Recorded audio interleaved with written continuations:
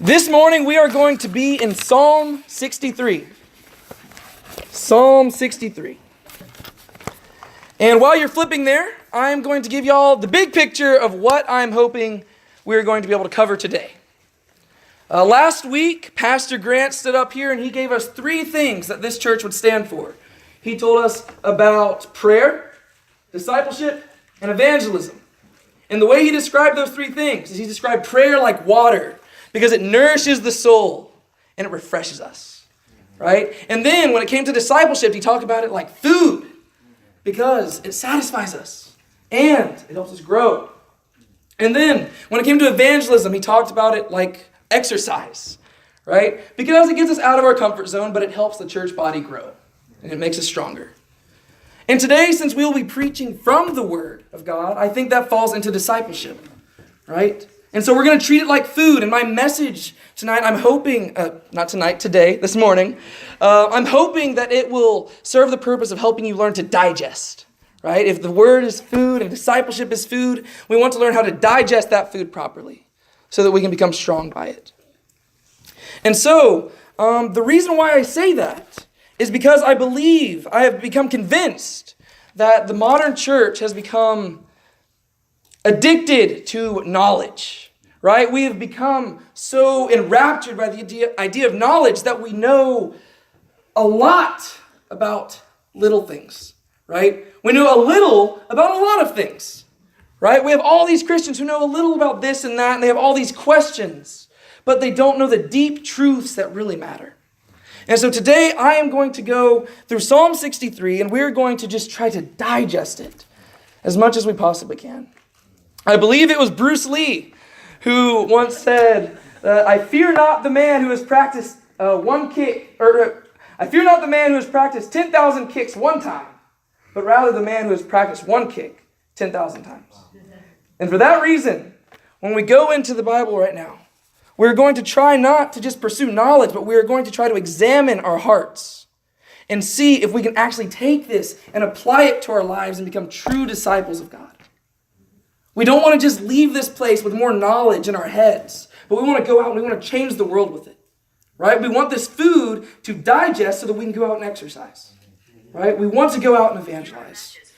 So now I'm going to read all of Psalm 63, and then we'll begin to break it down. A psalm of David when he was in the wilderness of Judah. This was most likely during the time whenever David was fleeing from his son Absalom, which we'll probably talk about later. O God, you are my God. Early will I seek you. My soul thirsts for you. My flesh longs for you. In a dry and thirsty land where there is no water. So I have looked for you in the sanctuary to see your power and your glory. Because your loving kindness is better than life, my lips shall praise you. Thus I will bless you while I live. I will lift up my hands in your name. My soul shall be satisfied as with marrow and fatness, and my mouth shall praise you with joyful lips.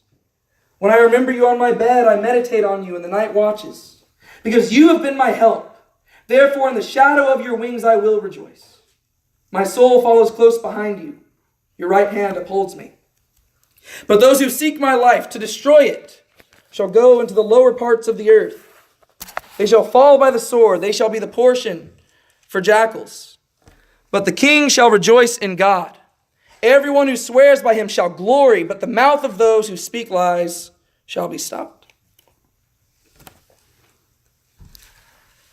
I think it is safe to say that we are living in what could be described as a dry and thirsty land. And obviously, I'm not speaking of a physical dry and thirsty land. Thanks be to God, we don't live in a place like that.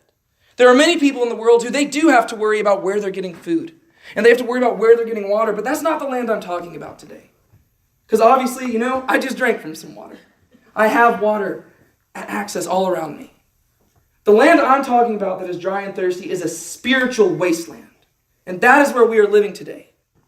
There are people out in the world who are looking for love. They're looking for life. They're looking for meaning. They're looking for pleasure. They're looking for satisfaction. They're looking for all these different things in life and they can't find them. It's like they're in a desert and sometimes they think they see an oasis in the distance. And they plunge through the desert and they chase after it and they try to grab hold of it. And they finally reach the water and they scoop it up and pour it into their mouths, only to realize that it was a mirage. And they just poured sand into their mouths and now they're thirstier than they were before. This is the land that we live in, where people want love and meaning and life and satisfaction, but they can't find it. But I do not think that is the dry and thirsty land that David is speaking of in this psalm. Because yes, he is talking about a spiritual wasteland, even though I will remind you, he is in a physical wasteland at this time. He's in the desert of Judah. If you've ever studied Israel, the north is very fertile. The southern end, Judah, is a desert. So he's there. He's in a physical desert.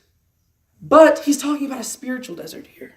Because that's the more significant thing to him. Even though he's in a physical desert, the thing that sticks out to him more is this spiritual desert that he's in. And notice right here that he is not saying that he is longing for life, that he's longing for love, that he's longing for meaning, that he's longing for satisfaction. When you go to Psalm 63 and read the first verse, notice the focus of David's love and his longing. O God, you are my God. Early will I seek you, my soul thirsts for you. My flesh longs for you, in a dry and thirsty land where there is no water. You see, David, yes, he was in a physical wasteland, and yes, he was in a place where it seemed like life was hard to find. Pleasure, hard to find. Meaning, satisfaction, all these things were hard to find. But of all these things, this was not what he wanted most. What he wanted most was God. And it's so easy to agree with this in our heads, right? It's so easy to say amen because we hear this and we know it should be true. We know that no matter what, we should want God above all things. But my question to you is, do we live that out? Like, we know it should be true. We know deep down that God should be the most important thing in our lives. But do we live it out? Do we thirst for God as David thirsts for God here? I know I don't. I want to. I think we all should. But do we really do that? That's what I'm talking about when I'm talking about digesting this. We don't want to simply hear the words and agree. We want to live it out. And I don't know if there are men and women around like this today. I want to believe there are, and surely there are. But I think that most often than not, these are the people who probably live lives for God and they die without ever a person hearing their name. So I want to challenge you today to take this and plant it in your heart. See if you truly believe it. Can you, like David, say, "Oh God, you are my God. Early will I seek you. My soul thirsts for you. My flesh longs for you." Can you say that? And can you believe it? Can you truly indwell it in your heart? I think in order to fully understand what David is saying here, it would benefit us to see the life of David as it plays out. As I said, right now, this is later on in his life, and he is fleeing from his son Absalom. But in order to better understand this, let's go back to the beginning of the life of David.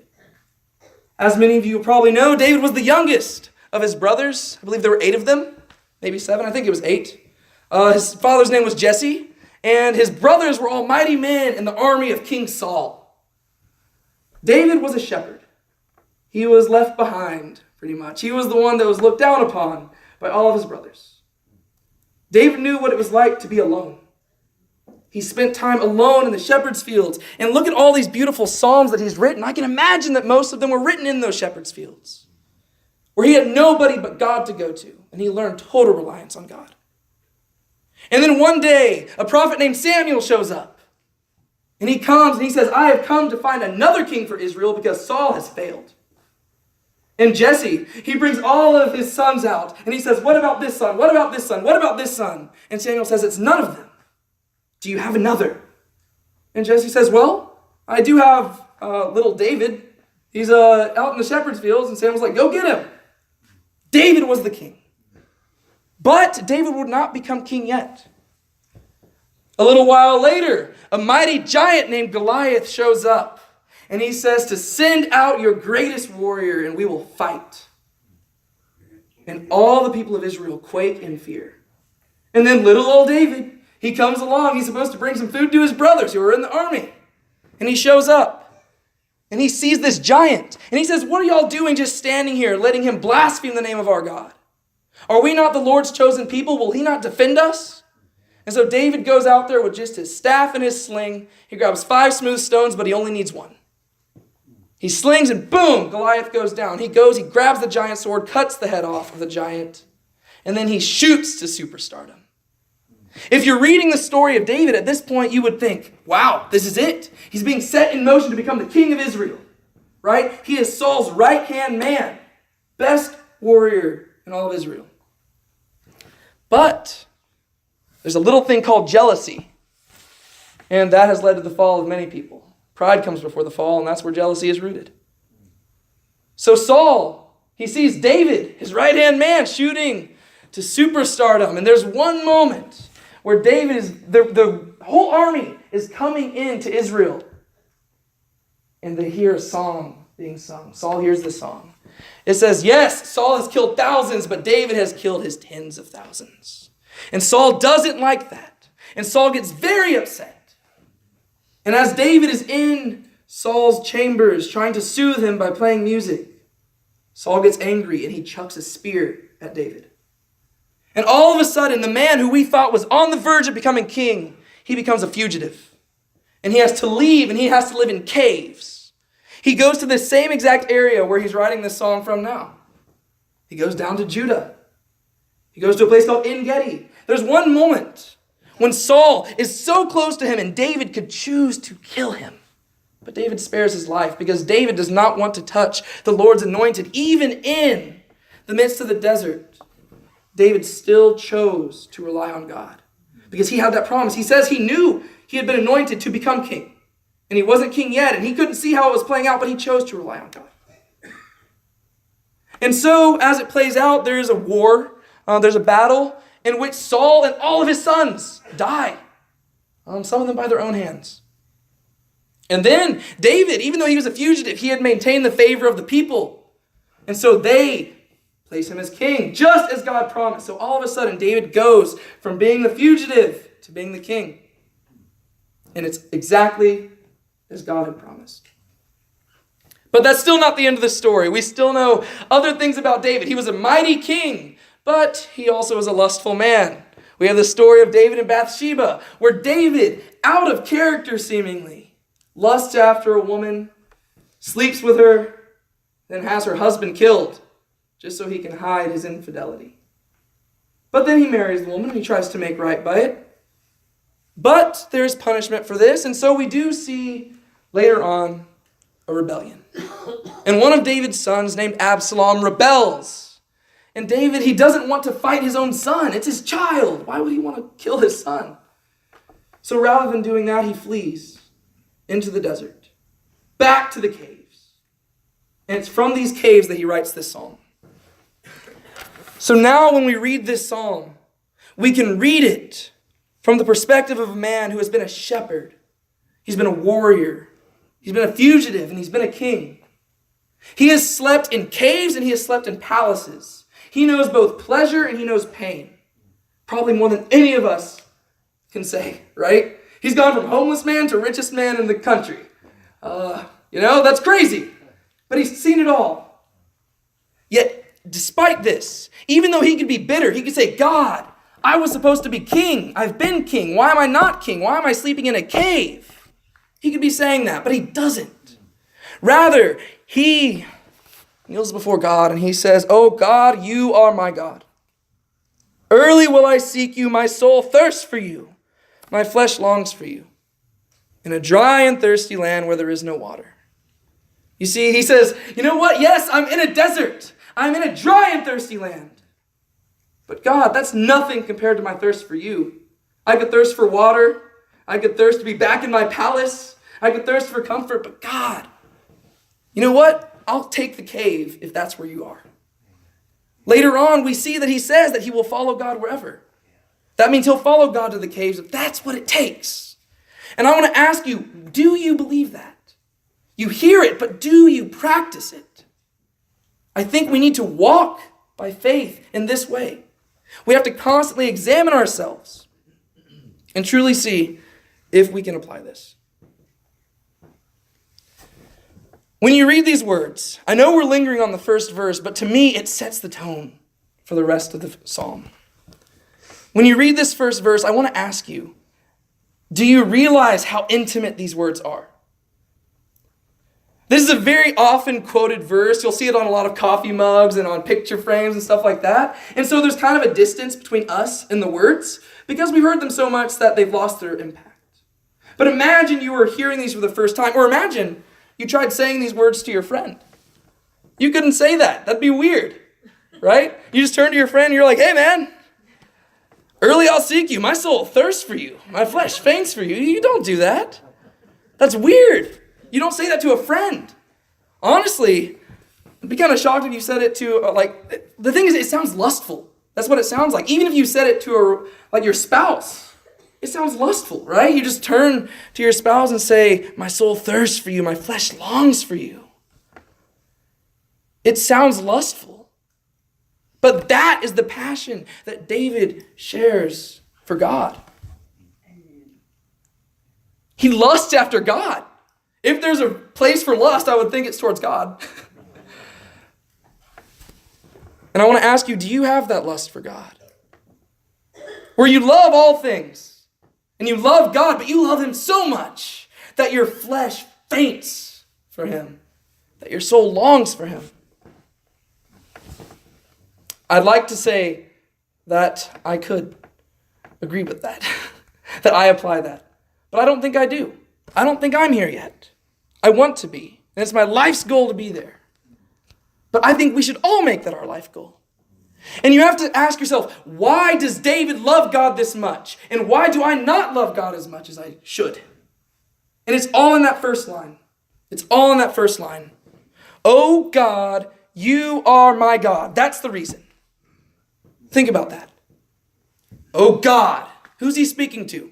He doesn't specify. Notice he doesn't say Yahweh here. Right? Yahweh is the name of God. He doesn't specify. Because there's only one God. He doesn't have to say, oh, that. No. He says God. Because there's only one. You know who he's talking about. He's talking about Yahweh. Because there's only one God. And he says, you are my God. Think about that. Have you truly grasped how that shouldn't be the case? People always talk about how life is not fair. And thanks be to God that it's not. It's called grace. Who are we in relation to God? Right? God is the perfect, almighty creator of the universe who spoke everything into existence, and he gave us one rule. Don't eat from that tree. That's the one thing we did. And ever since then, we have been enemies of him. We have constantly rejected him. We have done so many things to just reject him and run away from him. Even Jonah, the prophet, the man of God, runs away from God. How often is that our story? The Bible discusses this like adultery, right? If we're supposed to be the bride and God is the groom, we're constantly cheating on him. David would be familiar with this, right? He's been part of adultery before. And he recognizes the relationship between him and God. He realizes, man, I have messed up so much. Whenever we read the story of David, he's very easily become a hero to strive after. But that's because we only have a few instances into the private life where he's messed up. But David had an abundant awareness of his own failures. And for this reason, he looks at God and he says, oh God, you are my God. And because of that, that's enough reason to cause him to worship. And so my question to you is, have you made God a means or an end? For David, God was the end. For David, he does not say here, God, I worship you because you've given me life. I don't worship you because you've given me a life of meaning. I don't worship you because you've given me pleasures. I worship you because you're God. That's it. That's the reason. He worships God because God is worthy of his worship. Yes, we get those things from it, right? If we believe in Jesus Christ, we find life in his name, and we get eternal life, and we get a life of satisfaction. We get all those amazing things, but those are gifts. We're not entitled to those. Amen. But worshiping God, we owe him that. He is worthy. He is oh so worthy. The moment we sinned for the first time, he had every reason to end it right then and there. But he showed us grace. And he has given us the opportunity, even those who have not accepted Christ, even they are still breathing, which is grace. And I think that we need to show him the proper response to that. David is doing that here. Oh God, you are my God. Just consider those words. Let those be your anthem every morning when you wake up. Oh God, you are my God. When you're getting ready, oh God, you are my God. When you're eating breakfast, oh God, you are my God. Did you ever consider the fact that every time you eat food and it's tasty, that's grace? You know? I mean, you don't even deserve to be alive. And then God gives you food that you can actually enjoy. You know, if he gave you food, I mean, everything I've earned, I probably deserve it to be the worst tasting thing ever. But it's tasty. That's grace. Every breath, if you breathe in and out right now, that's grace. And so David, right here, he says, oh God, you are my God, because he recognizes that that is enough. And because God is his God, God has that personal relationship with him. For that reason, he says, early will I seek you. Early. Right? That's whenever you're most tired, whenever you wake up and you want to hit the snooze button. No, he says, nope, I'm going to wake up and I'm going to seek God. I don't have time to waste. God gave me one life. I'm not going to waste it. Early will I seek you. Seeking, I don't know about you, but seeking is not an easy thing to do. Seeking means you have to go find him. Sometimes God isn't easy to find. But David says, you know what? I'll wake up earlier so that I have more time to seek. Early will I seek you. My soul thirsts for you. If you consider the fact that he's waking up early in the morning, have you ever woken up early and you're just really thirsty? Sometimes that's the time you're thirstiest. Yeah. This is David's character. He says, early will I seek you. My soul thirsts for you. My flesh longs for you. I remember whenever I was little and I used to go to the doctors and, I wouldn't be feeling very good, maybe like aching or something, and the doctors would laugh and they'd be like, David, I think you're in love. And they were obviously joking with me, and then I'd probably actually be sick or something, but the premise is true. When you're in love, you're weak. Right? All you can do is think about the object of your love. And David right here, he says, my flesh longs for you. Longs. That's not a word you use all the time. Like I said, you can't use that with your friend. But he says, my flesh longs for you. Do you long for God that way? Okay, now we're going to go through the rest of the psalm, and I'm not going to spend as much time on each verse, don't worry. I know y'all have lunch to get to.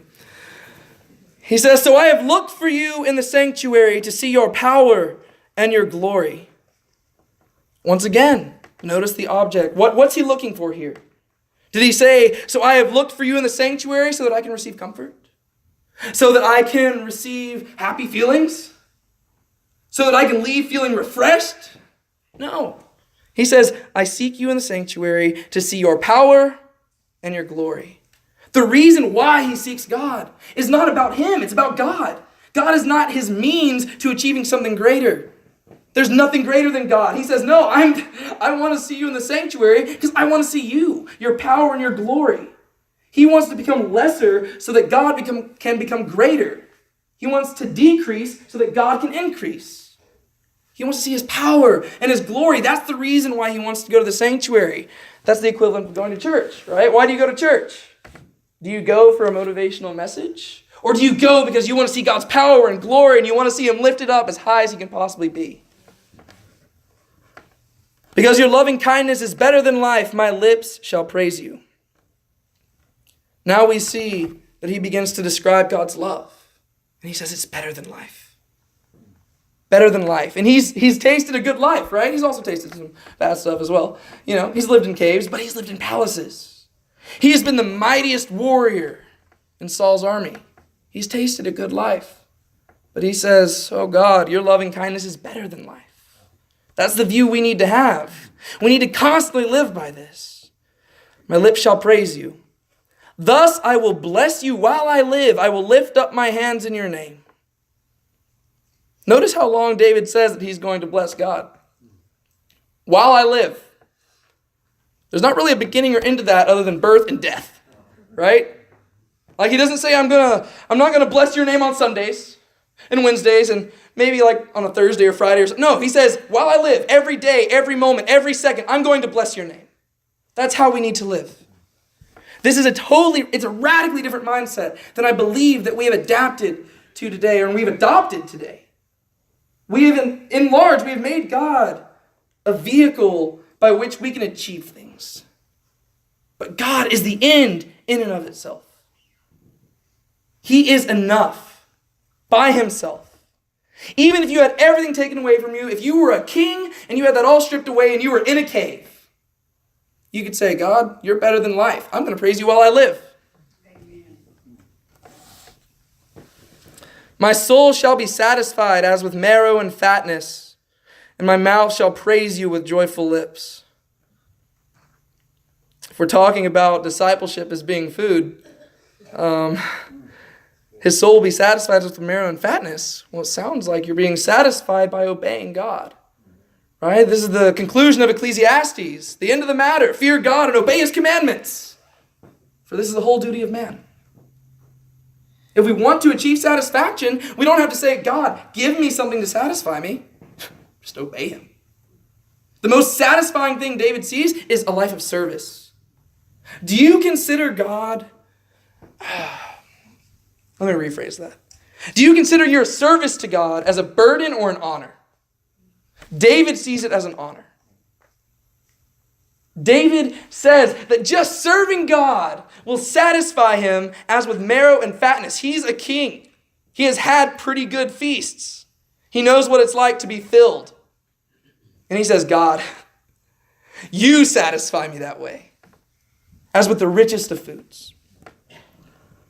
And my mouth shall praise you with joyful lips. When I remember you on my bed, I meditate on you in the night watches, because you have been my help.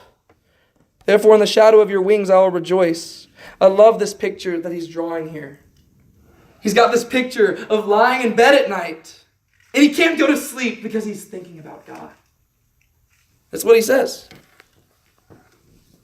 When I remember you on my bed, I meditate on you in the night watches. He's laying in bed, and he can't fall asleep, because he's meditating on the wonderful things of God. He's thinking about, man, my God is great. I don't know if somebody's ever gone through depression here, but typically when you're depressed, all you want to do is sleep.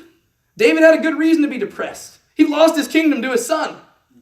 But as he's laying in the cave, he's restless, because he says, I'm meditating on you, O God, and how can I sleep whenever I'm thinking about how amazing you are? It wakes you up. Once again, we have this metaphor of love. Whenever you're in love and you're just laying in bed and you can't fall asleep. I imagine that he's laying in bed thinking, man, how can I serve God come morning? Do you ever do that? I've tried to adapt that into my own life. I'm not very successful at it a lot of the times. But David, he lays in bed and he says, man, how can I serve God comes morning? My soul follows close behind you. Your right hand upholds me. He doesn't say, my soul follows you only to the good places. He also wrote Psalm 23, God makes you lie down in green pastures. But he doesn't say, I'm only going to follow you to the green pastures. No. He says, my soul follows you. No ifs, ands, or buts. If you lead me to a cave, okay, I'll follow you there. If you lead me to a palace, okay, I'll take that too. But God, don't lead me somewhere where you are not. He only wants to be where God is, so he says, I'm following you. I'm not going anywhere where you're not. But those who seek my life to destroy it shall go into the lower parts of the earth. They shall fall by the sword. They shall be the portion for jackals. But the king shall rejoice in God. Everyone who swears by him shall glory. But the mouth of those who speaks lies shall be stopped. Here David reflects on God's past faithfulness so that he can rest assured in God's future faithfulness. And because of that, you don't see David saying here that he's going to be restored to his status. He just knows that justice will be served. And the thing is, he knows that he doesn't deserve a palace, so he's not going to, necessarily rely on that. He's had his time as king. God promised him he would be king. Okay, well, that's happened. But he says the king shall rejoice in God, regardless of what happens. Even if he dies in that cave, he's going to rejoice in God. Amen. Even if he dies there, he's going to rejoice. Do we live lives like that? Do we live lives where we truly just thirst for God above all things, not as a means, but as an end, where we love God above anything else in the world, even more than life itself. We live in a very comfortable society where it's very easy to have a comfortable relationship with God, right? Our lives aren't being put on the line as we're here right now, right? The only thing keeping people from coming is probably the cold weather. But David here, he's preaching something radically different. Even if he dies, he will worship God. And so today, I want to challenge you to live in a similar manner. Not to simply hear these words and leave here and go back to your old ways, but rather to leave here and live like this. To live with a thirst for God where you can look up to the heavens and you can say, "Oh God, you are my God. Early will I seek you. My soul thirsts for you. My flesh longs for you in a dry and thirsty land where there is no water." When you look to the world, you will not see simply a spiritual wasteland void of life and meaning and satisfaction, but the foremost thing you will see is a spiritual wasteland that is devoid of God, and that you will strive to fix that. Jesus says that he is the water, right? And he is the bread. If there's a wasteland, the solution is in Jesus Christ. So let us turn to him and restore that to the world. We have access to it. We have the Bible right here. We have all the answers we need right here. We have all the answers the world needs right here. So let us go into the world and let's make a difference. Let's not just leave here and go back to our old ways, but rather, let us be lustful for God. Didn't ever think I'd say that. I think that we truly need to examine the scriptures. And rather than simply learning things about the scriptures, we need to ask ourselves, where are these men and women today? Where are the men like Abraham who will get up and leave everything to pursue God? Where are the men like David who will trust in God even in the caves? Where are the men like Paul? You could not take that guy down. No matter what you did to Paul, he was fine. We'll kill you. He's like, okay, cool, I'll be with Christ. Okay, well, we'll let you live. Okay, then I'll preach Christ. Okay, well, then we'll put you in prison. I'll convert the guards. Right? Everything he did. Okay, then we'll flog you. I count it all joy to suffer on behalf of Christ. Right? Everything you did to Paul, he counted it as joy. We were reading today in Romans 8. Just Paul, how he talks about how God works everything for the good of those who love him. Paul got beheaded. He was shipwrecked multiple times. He got flogged. Paul did not live a life where you would say, oh yeah, God worked something good on behalf of him. But that's because there's this hope that is placed in Jesus Christ that we can't deny. And we need men and women like Abraham and Moses and David and Paul. We need men and women like Christ in this world. And so I'm going to close today with a poem. I like closing with poems. If I am to be gluttonous, let it be for word of Christ, with ever-growing hunger fueled by grace that paid the price. If I am to be wrathful, be it to protect your bride. With zeal that's all-consuming, stand for you and surely die. If I am to be prideful, may it be in you alone. All award and all achievements laid with joy before your throne. If I am to be greedy, let it be for all your time. With envy for your presence, sweet surrender all of mine. If I am to be slothful, let it be in your sweet rest. Ne'er to want retreat from you, neither trial nor in test. If I am to be envious, let it be to know you more. To rid all doubts from fallen vessel, call you Savior, call you Lord. And if I am to be lustful, may it be for Christ himself, the only flesh I take delight in, his perfect love, my greatest wealth. Dear God, I thank you so much for the opportunity to have met here today. I pray that you will not allow us to leave this place unchanged, but rather we will learn to thirst for you like the men of old. Let us truly be able to look up to the heavens and say, oh God, you are my God. Let us truly learn to yearn for you in a way that we have not in the past. To take this knowledge from today and actually apply it to our lives, to become disciples, going about serving for your power and your glory. We love you, God, and we thank you so much for the opportunity you have given us to honor you through our service. And it's in your name we pray. Amen. My invitation today is really to everybody. My invitation is that if you feel the desire, come up here at the altar and pray. Pray to God and say, God, I want you to be my God. Right? I want to yearn for you. And if you can't say that, come up here and say, God, I want to yearn for you. I want to have the desire to yearn for you, God, but I don't have it yet. Come up and pray. If you want to come talk to me or Grant, we'll be up here. But really, the invitation's to everybody. Come forward and just pray. Get on your knees. That's the best place. Just pray to God. Ask Him to change your heart and mold Him after you. I guess y'all can all stand up.